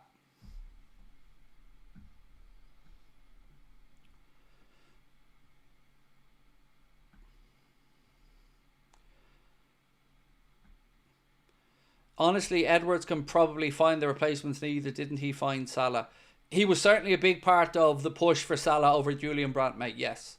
But I guess the question would be, right, let's say they move on, and let's say he goes out there and finds replacements. I just struggle to think that these guys are going to come in immediately and be at the level that we're at winning league titles this year, let's say, or going as deep as we can. That's a big spine of that squad being ripped out, and a lot of experience and a lot of fear factor, which is another important thing here. Because with Mohamed Salah and Virgil van Dijk, you've got the fear factor of people knowing, shit, that's the best centre-back in the world, or that's the most informed forward in the world. And that in itself carries a lot of weight. So do we have another 3-4 years for another cycle to get back when we're already at the top table now? Let's stay sitting here, would be my argument.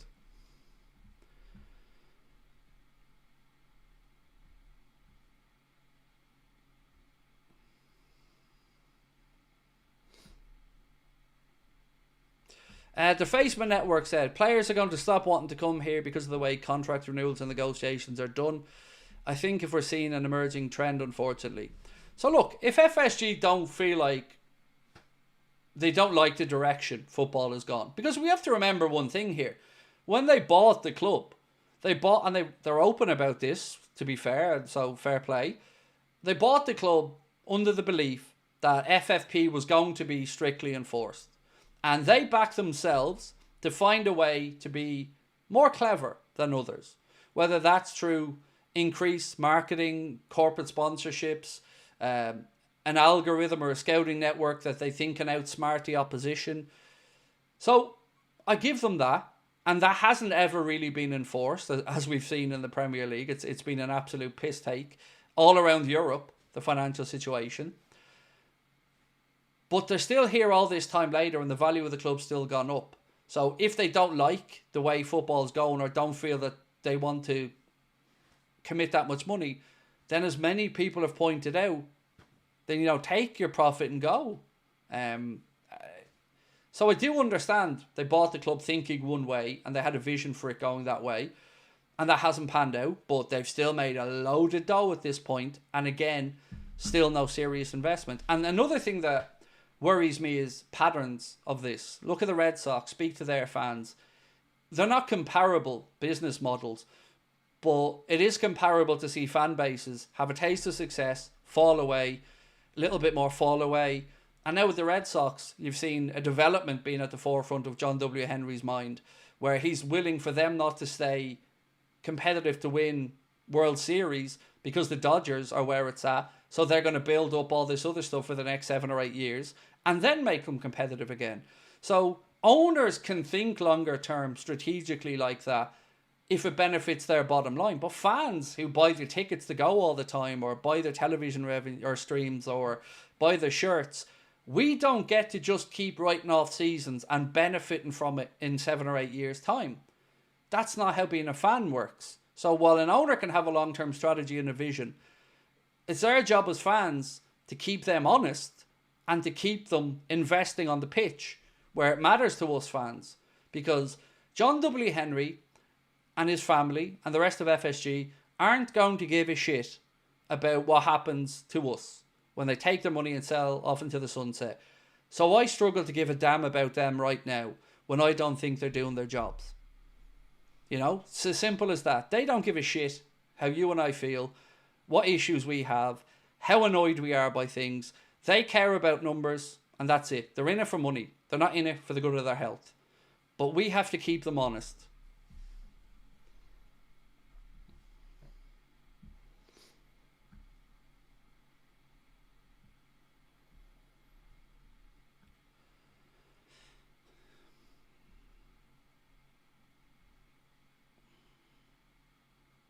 Washu said FSG this, FSG that, we get it, but right now we have a squad that is capable of getting us what we want. No player in that squad should escape blame.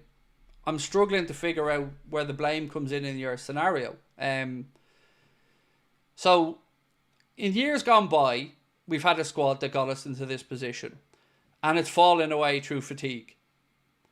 And you've already got the manager and Virgil and others kind of putting out little clues and hints about other strengthening. So, yes, the players should come in for some criticism if performances are poor. But they also have been ran into the ground at times and are fatigued and have had to play because we don't rotate enough because the manager doesn't believe at times in the options he has available to him on the bench. So the players can only take some of the criticism. And I will never say that I don't think these lads have given the 100% or that they don't care and fight for the shirt. They do.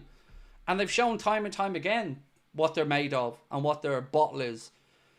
But they can only do so much, you know, and they need the backing as well.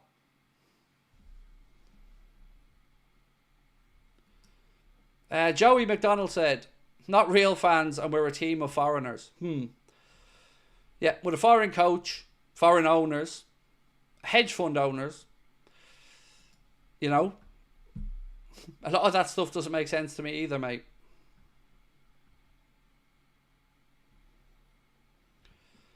Keith Dunn said, you're right again, Craig, need players rested. Exactly. We do need players rested. But again, don't get me wrong, it's brilliant being in this position. It's great to see Liverpool top of the league. That's exactly where we dream of being. But we dream of being there in the last weekend of the season. And we've had muscle memory of falling away because of a lack of strengthening. So I think it's very understandable that people feel anxious when we've seen this play out before. And like I've said, I don't want this to be Liverpool won one league title the season Manchester City fell off a cliff. I want next season, when the season starts, for us to be the favourites for the title again. And I want teams to fear us. And I want 2-3 league titles in a row. Not the bare minimum to fall over the line.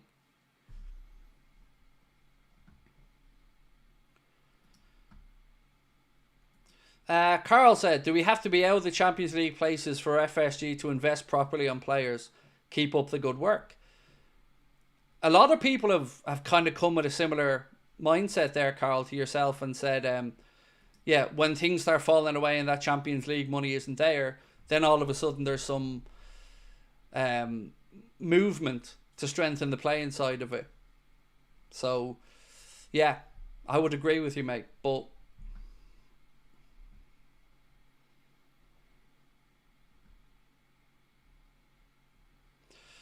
Stuart said, the owners don't pay themselves. They take no dividends. They didn't in the past 10 years anyhow. So, I've said that all the way through, Stuart, to be fair, mate. But what we can't figure out is where the majority of that wage bill is going. So, you know, we can say the owners don't take dividends, and I absolutely agree and believe that to be the case. But it still doesn't explain how a wage bill of, what was it, 340 odd million pound, with a player's wage bill of it being 135 million. Where's the rest of that money going? Who's taking up the majority of that high wage bill? You know, and what bonuses are being paid to a Hughes or an Edwards or anybody else like that? Because, you know, that's fans' money as well. So we hear that the club are looking to bring in 3 new European scouts. Spoken about today, posted to most of social media. Why? You know, bringing in more people to do work that isn't being done now? Because we still need to do work right now. And we have nobody coming in and no contracts extended.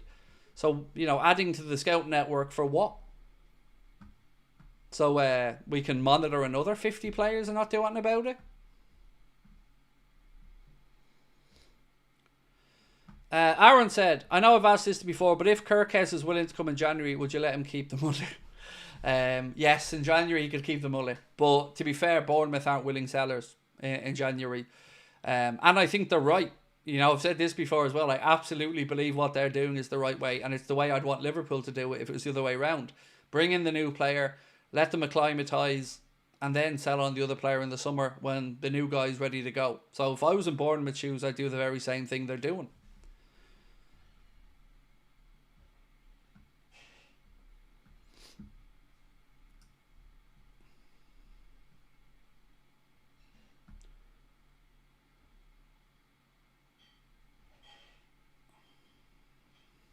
What's this?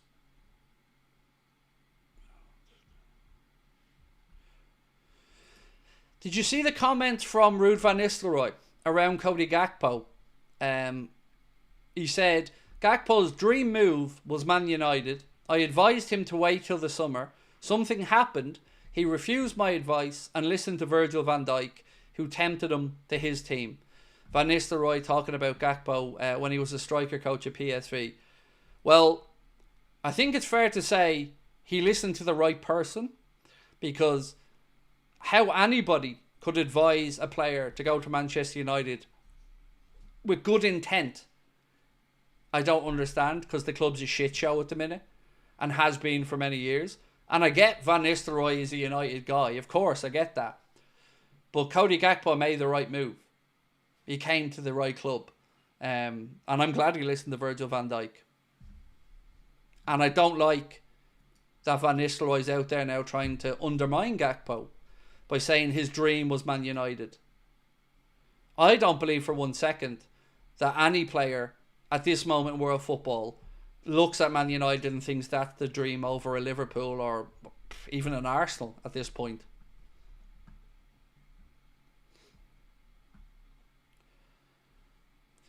James Donald said, Kirkes will be a Liverpool player this season. Watch this space. I'd back that, mate. You know, I'd lay with you on that bet if we were to stick a few quid down.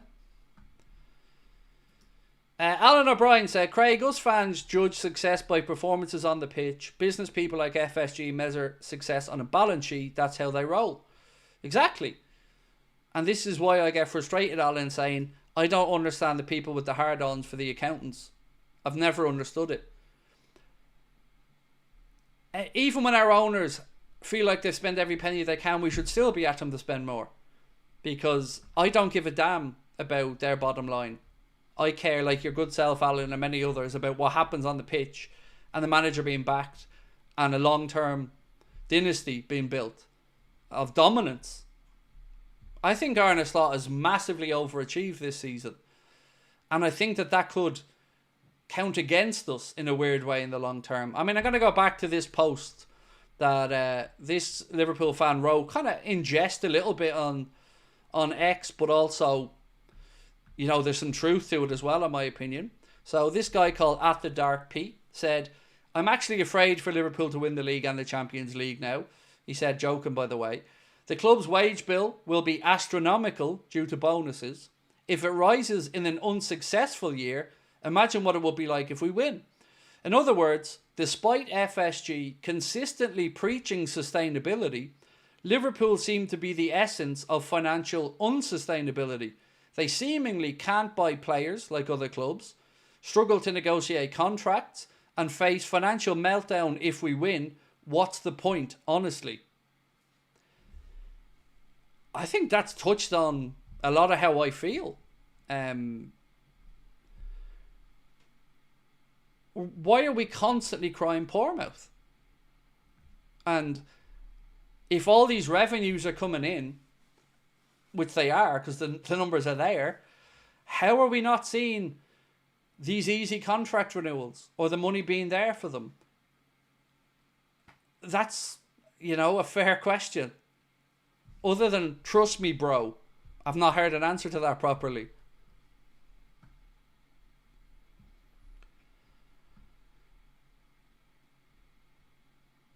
Vanish said, you reckon FSG are waiting for the season to end before Slot starts spending proper money?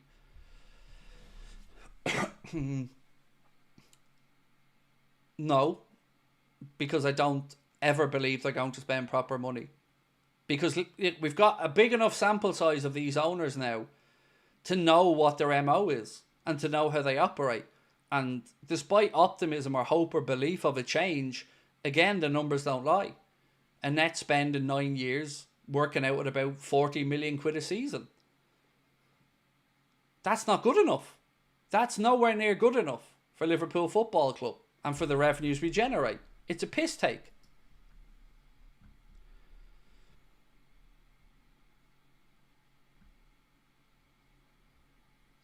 See, here again is another arsehole coming into the chat to try and just belittle everybody. Liverpool were never a spice boys like United, nor flashy in the transfer market. You think all of a sudden we're going to start now? What we need is what we need is signings we need, not the Old Trafford tactics. Have you not listened to a damn word that I or anybody else has said, mate? Because you sounded very much like Ian Doyle in disguise there. Nobody's asking for a cast of thousands. We're asking for what we fucking need. And nobody wants to be United or Spice Boys and piss away money. Why is it always extremes with you guys? Why can't there be a middle ground where we spend as much as Spurs, West Ham? I went through the numbers earlier on. Again, Liverpool have spent less money net under these owners than United, Chelsea, PSG, Arsenal, Spurs, City, AC Milan, Newcastle, Barcelona, Al Hilal, West Ham, Aston Villa and fucking Bournemouth. Bournemouth in the last 9 years. So don't be giving me the Spice Boys United shite.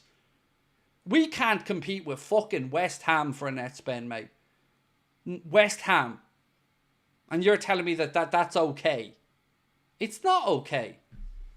It's nonsense.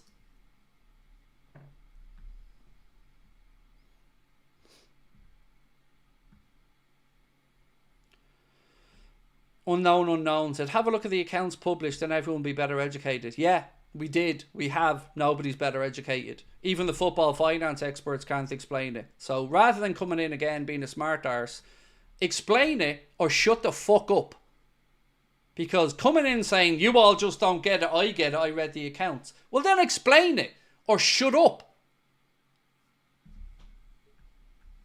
You don't get to just come in and be superior. You either back up what you say with numbers, statistics and an answer, or you fuck off.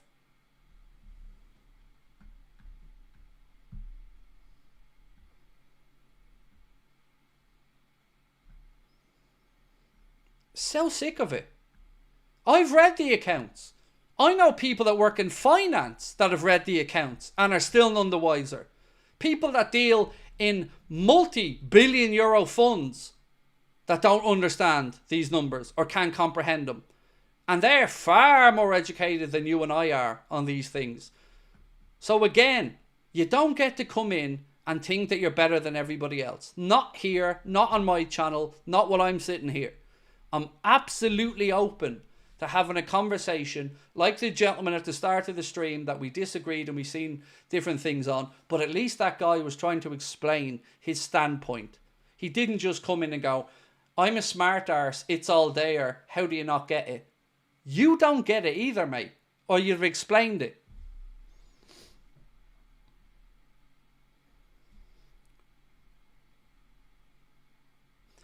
It could be the contracts have clauses which include yearly increases. It isn't though. And I'll explain why. Sorry, I'm not just trying to say you're wrong. Let me just explain to you why. So, the numbers that are involved, right? I'm just getting them open here so I don't misquote the numbers. Bear with me.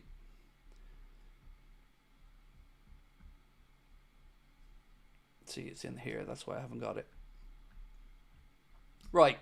So, what you've said there. Player wages have been £135 million. So that includes all the bonuses, everything else, everything that's in from that side. Player wages are £135 million for 2024. But the total wage bill was £387 million. So where is the other £252 million worth of wages going? Because it ain't to the tea lady, it ain't to the people working in the club shop or the stewards, because none of them added up together and multiplied out come anywhere close to this number. So who's earning all this money? Because all the bonuses and everything are covered in the player wages part of the 135 mil. So where the fuck's the rest of the money going? And that's not a dig at you. That's a sincere question that nobody seems to know the answer to.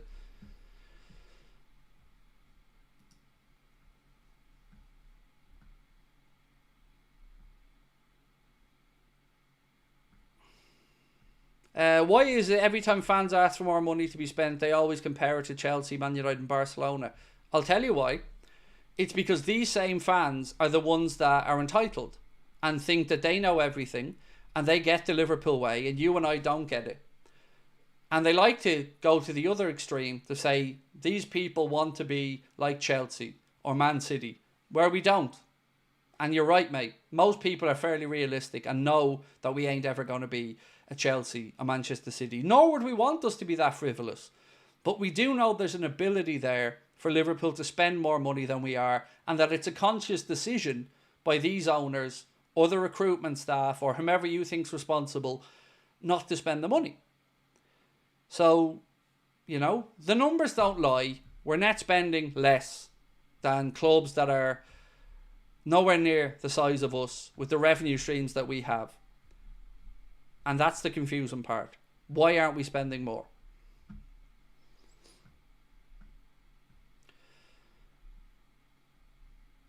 Sirius Black said, I doubt the 135 mil is accurate.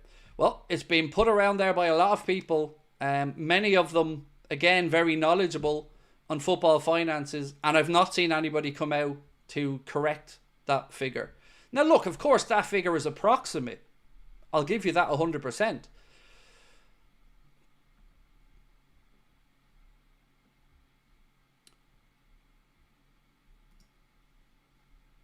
But how do we generate €714 million in a season and still have no money to spend? Let's give Mo a bit of praise for a second. Just move back to football here. So most goals scored in Champions League history, Mohamed Salah has now moved up with 51 goals to be joint with Thierry Henry, one ahead so far of Kylian Mbappe. And it's an incredible list that he's on. Cristiano Ronaldo tops that list with 141 goals. That's a record. I don't know if it'll ever be beaten, to be fair. Lionel Messi with 129 Champions League goals. Robert Lewandowski, 103. Karim Benzema with 90. Raul, 71. Ruud van Nistelrooy, 60 Champions League goals. Andrei Shevchenko, 59. Thomas Muller, absolute German great, 55. Then comes Mohamed Salah and Thierry Henry, 51. Kylian Mbappe, 50. Filippo Inzaghi, 50. Zlatan Ibrahimovic, 49. Alfredo Di Stefano, 49 as well. Eusebio, 47. Kun Aguero, 47. Haaland already up to 46, which is damn impressive numbers for somebody at that early stage of their career. Maybe he can catch Ronaldo. He's probably the most likely of the modern players. Didier Drogba, 44 Champions League goals. Neymar Jr., 43. Now that's mad, right? Mohamed Salah scored more Champions League goals than Neymar. That genuinely surprises me, because, you know, Neymar has pretty much consistently played in the Champions League for his career before he moved over to Saudi. You know, be it at Barcelona, Paris Saint-Germain, always in the Champions League. And for Mo to have scored more goals than him, I think is an incredible achievement.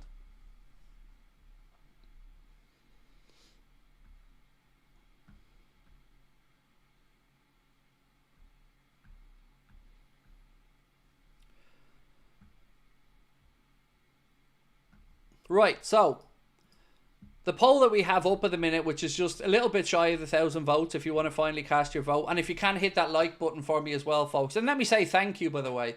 I knew tonight this was going to be a difficult stream. I've come into it as calm and composed as I can possibly be to try and give everybody a chance to have a say. And I appreciate you all being adult, grown up about it, and you know, and letting people have their say and not jumping down their throats and stuff. So big up to all of you for that one again. Just underlines my belief that you're just a great group of people, to be fair.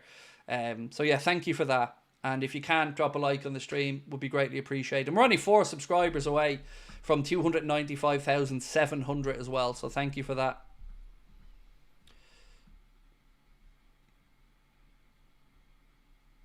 But don't worry, I'm not going to leave you hanging. There will be a news video coming out with football transfer stuff as well after the stream. We're just a couple of votes away now from the 1,000. And there we go. So 84% of people who voted said that they wouldn't trust the club to replace Virgil, Trent, and Mo adequately if they moved on or if they didn't renew. I think, yeah, there it is. I was wondering where the chat was or where the poll was. So one more quick question. I'm going to stay on for an extra 15 tonight because I don't know if I'll be able to do any work tomorrow with the storm coming in. So I'm going to stay on a bit late tonight. I'm going to ask one more poll before we finish up.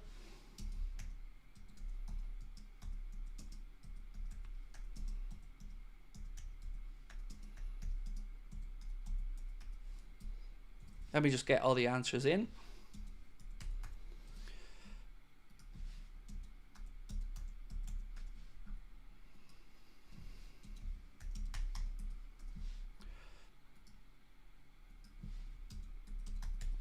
Right, so the question that I'd like to pose for the last 15 or so minutes, maybe even go a little bit longer if you guys stick with me.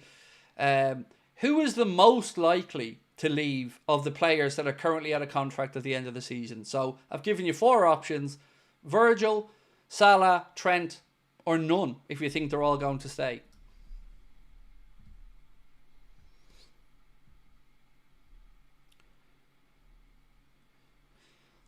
Martin said, Man City player wage bill 202 million. And I would suggest, Martin, although I don't know this to absolutely be the case, but I'm gathering that's before Haaland's extension now. Which has put him on minimum £500,000 for the next 9.5 years. So, that would be before now. So yeah, I don't. Just a lot of confusion for me about the whole financial situation here, and I'm not going to move off my belief that I think they're consciously just not spending the money. I don't think it's an inability. I think it's a conscious decision for Liverpool not to spend it. Should have put all as an option. I didn't have enough space, to be fair. And even in my most pessimistic, I can't conceive a world where they all go.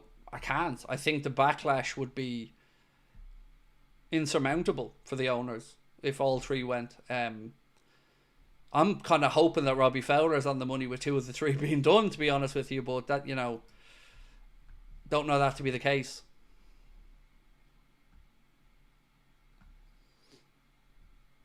You can only have 4 options on the poll, by the way. There's no more options. You can only have 4. So 3 players, and I only had space for 1 more. And I wanted to be optimistic and say none rather than all.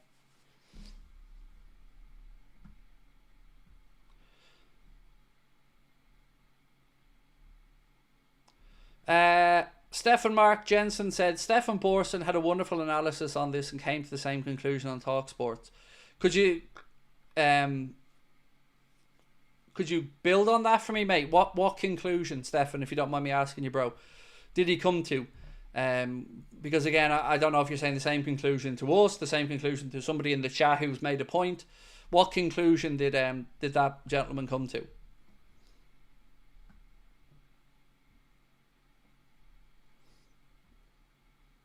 No, Craig, don't let them get to you. I'm very composed tonight, mate. I've gone out of my way tonight to make sure I'm calm. Because inside, I'm angry. Very angry about the situation. But I didn't want to take that into the stream.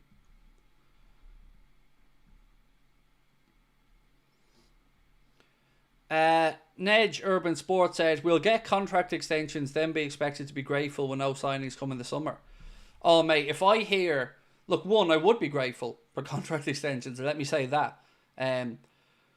But if I heard in the summer no money because we extended the contracts, I think my head might just explode at that point, if that was the case.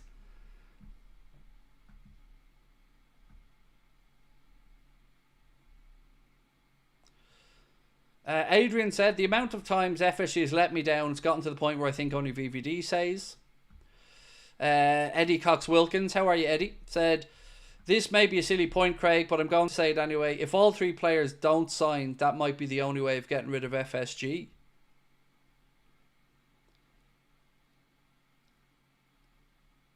Don't know, but I think it would have a catastrophic impact on lots of stuff around the club. Morale, how much we appeal to new players coming in, goodwill in the fan base, another one. How is the storm? It's not due to get to my area until 2 a.m. The last I'd seen 2 a.m. to 10 a.m. is where my area is supposed to be in the most in the red warning area. Sorry, I'm looking back to see if that gentleman Stefan had expanded. He might be still typing though. So Stefan, if you can, bro, please, because I'm very interested to know what what conclusion that person came to. Ash said, let's say Fowler is right. Most likely to be VVD and Salah, that's agreed, which would pile the pressure on Trent, given he's a Scouser and supporter. This club should be what Madrid is to South Americans. So let's say, as you said, it is piling the pressure on Trent. Is it wrong that I don't care about that? Sincerely, they should be piled on him. Because if two are willing to extend and the other isn't, well then let's get to why. And let's get to sorting it out one way or the other. Whether that's I'm not going to sign or the club aren't going to offer more. I think there's been enough respect shown and time gone past that I don't care about somebody getting upset or not. Because the club have already been very fair and not trying to pull a fast one and getting them signed up before Kloppo's announcement came out. So, you know, what's wrong with a bit of pressure? You know, because you shouldn't need to be convinced to stay at the club. And if it's a money thing, come out and say they're lowballing me. And I don't think this is reflective of where I am. And I think, again, the fans would be behind them. You know, if any of these players came out and said, I want to stay, but these offers are nowhere acceptable, I think fans would be behind them and going, well, how low are these offers? One more subscriber to go. Yes, please do hit that subscribe button.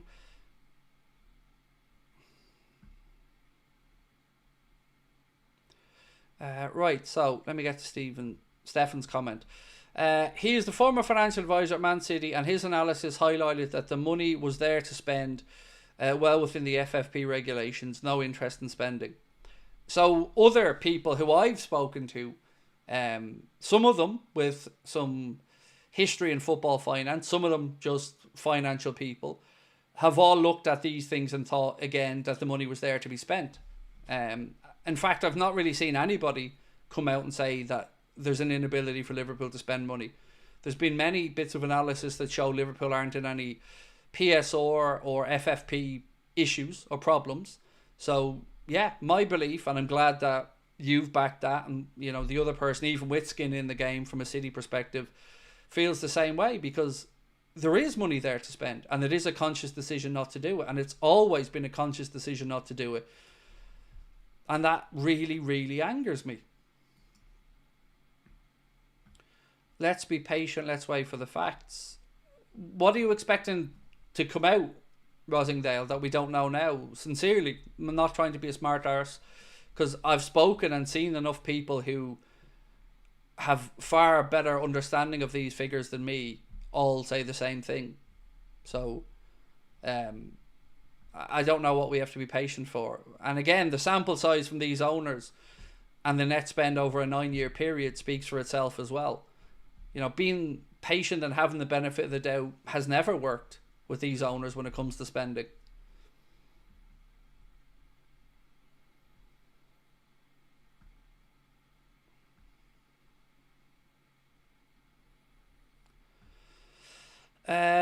I don't think that's true, Mode. You said, Craig, I'm a Liverpool fan overseas. What makes me mad about FFC is they're using Liverpool as collateral for all the purchase of other clubs, recently the Celtics. I don't think there was ever any intention for them to buy the Celtics, and I said that early doors as well. My understanding was that they weren't in the mix for the Celtics, and that seems to be the case. Nor do I know that they use us as collateral for anything, in all honesty. I've no idea.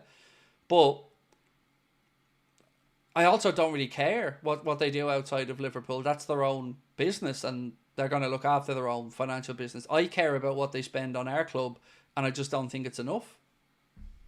And again, I don't mean that to be disrespectful to you. I'm just saying I just want them to spend more at our club, mate. And whatever happens with others, I don't care about the Red Sox. I don't care about the Pittsburgh Penguins. I couldn't give a damn about racing or the Boston Globe or golf or any of that other stuff. I want them to have Liverpool as the jewel in their crown. I want them to wake up thinking about making us successful, go to bed thinking about making us successful, and doing every damn thing they can to make us successful.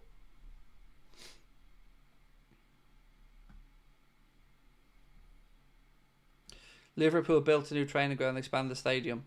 And what's your point? Again, I'm not being smart. I don't understand what your point is. Who do you think pays for those expansions? Because it's you and me and everybody else that's going. They loan the money, they get it paid back by the increased ticket sales, and it pays for itself. So why the big pat on the back for doing the obvious when they see the benefit of it long term, because their asset grows in value and you've paid for it? It's like them putting an extension on the gaff and you paying for the difference of their mortgage. Why do they get a pat on the back for that?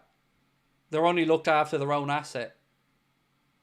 And it's not like the tickets that they've created with these new stands are all £66 tickets. You know, £390 a crack to sit in the Carlsberg dugout to watch a game of football. Calling it a hospitality ticket when it's no more a hospitality ticket than, you know, the regular tickets. You get a free program and the opportunity to queue for 20 minutes to get something from a food stall. So why the pat on the back for that? It wasn't a selfless act.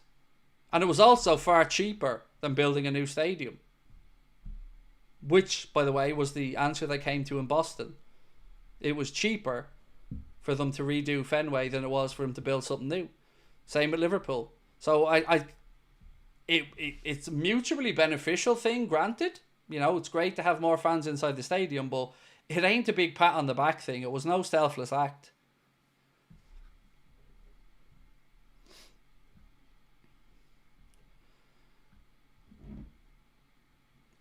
Sam Lewis said, Craig, in the summer, I think we'll get Zubameni, Kirkes and Isak. We sell Darwin, Endo and Kelleher. I mean, if we got those three players in the summer, mate, you know, I think you'd have a lot of very, very happy and optimistic Liverpool fans. And I'd certainly be one of them. Ned Urban Sports says, you're right, Craig. This is the bare minimum stuff we're asking for. It's beyond the joke. Exactly. You know, they did the bare minimum, but it benefits them as well. So this is what I don't get. Like, I always make the same analogy. If I bought a house in a housing estate and I went into that house and I whacked on an extension on the kitchen and I done up the inside of it and I tidied up the front garden and I sold that house on for a profit, do I then go around and knock on everyone's doors in the estate saying, "Amn't I fucking brilliant? Look at me. Why can't you all be as clever as me?" Now imagine that with somebody else paying for that extension. Because that's what's happened here. They've come in, got a club cheap, spent some money, again, not a new stadium, spent some money to redo Anfield that you're paying for and the other match day going fans are paying for. They're seeing all the benefit of. Why the pat on the back? It's basic stuff. It's bare minimum.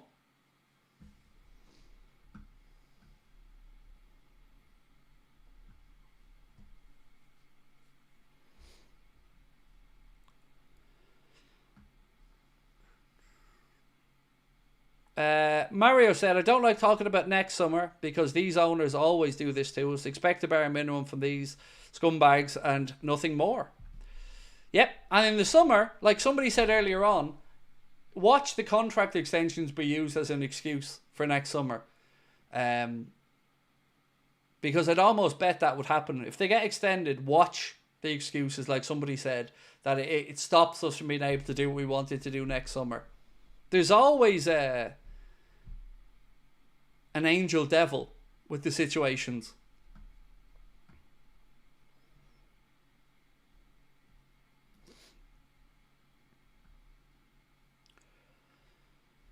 Nick, if I offered you the quad this season, but all three leave on a high for free, would you be happy with that? I think sooner or later, a few older players need to be released, but we need to rebuild. So, if you offered me a quad, but they all left for free, would I take it? No. And I'll explain why. So, you know the way you said about players who are getting older moving on? Why aren't we selling them? Is point number one, Nick. You know, if you get a player like Mohamed Salah and you think at the back of your mind, well, Mo's getting to a time where I think maybe we should look to cash in. Sell. Why let these guys walk out the door? You know, we could lose Trent now for zero. A player that's probably worth 80 to 100 million quid. And we're going to see him walk out the door if he leaves for nothing. And extend Mohamed Salah by 3 years. And if in a year's time he falls off a cliff and his form isn't where it is, sell him. This idea that we keep letting players walk out the door for free whilst also being told that we don't have enough money baffles me. Where there's no cuteness to that decision. It's the height of stupidity. Anybody that let this situation with Trent get, especially with Trent, because there is no sensible reason for him. You can make the age argument for Virgil and Mo, and I can't say whether you're right or wrong, but you can still make that argument. There's just no way that Trent should have been allowed to get here. And they shit the bed.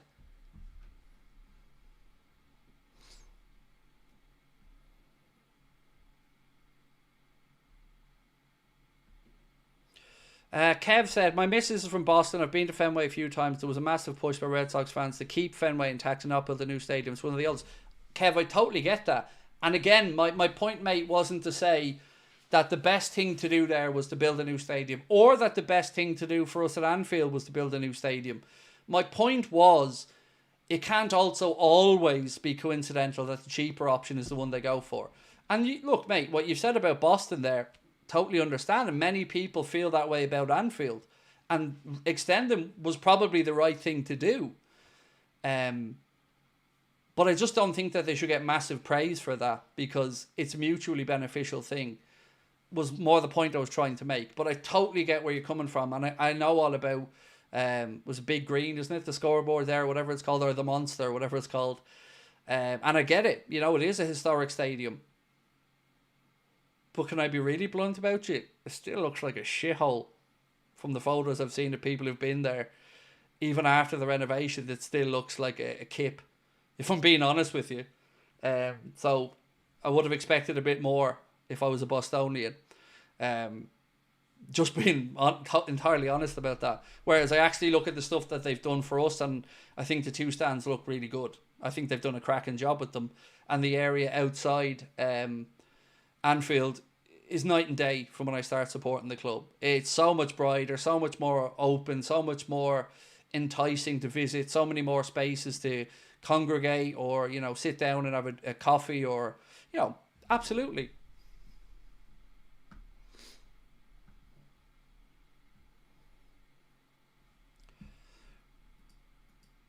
Right, so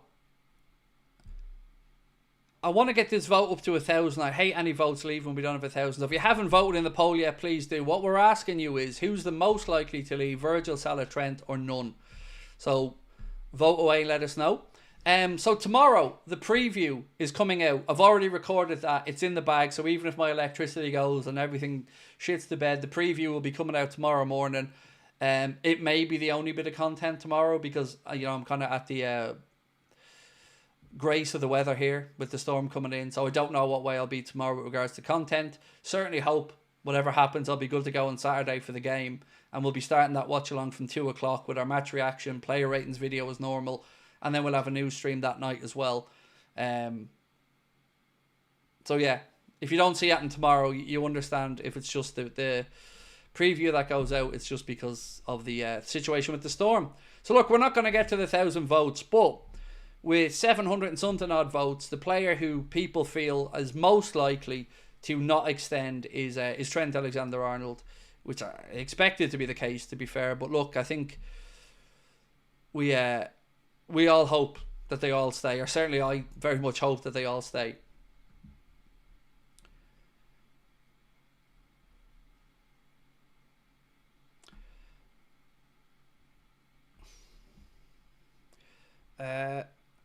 They use our club for other purposes and look at our players. Our squad depth for the last few seasons, even with new contracts, become a major issue for us, but I'm still buying the club jersey. It's the contract thing for me is that's really kind of like a last straw situation, that we're still here and nothing has been extended, and Canade's next and Diaz's situation. And the Facebook network said, hope you and your family stay safe, much love. Thank you. So look, ladies and gentlemen, I'm going to wrap that up and call it a night. Thank you for coming in, joining us tonight as well. Stay safe if you're in Ireland, and I hope to be speaking with you guys soon. Again, I thank you so much for your support of the channel and of each other tonight, and for everybody being adult and grown up about the conversation today. Thank you for that. If you can hit that subscribe button before you head off, and if you haven't dropped a like, please do. But most importantly, stay safe, and we'll chat to you tomorrow. Much love, and thank you to our sponsor, Surfshark, as well.